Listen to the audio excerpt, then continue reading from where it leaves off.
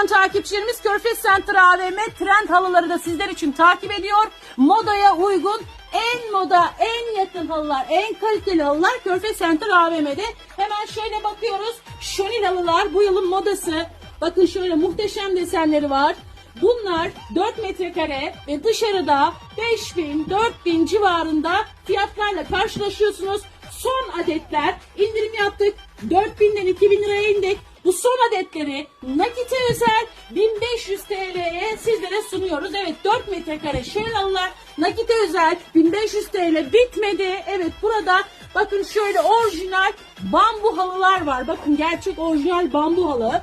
Muhteşem desenleri var. Bunlar da sizlere özel. Evet, fiyat veriyorum 1500 TL. Evet, nakite özel bu muhteşem bambu saten halılar 1500 TL'ye sizleri bekliyor. Mağazamıza bekliyoruz.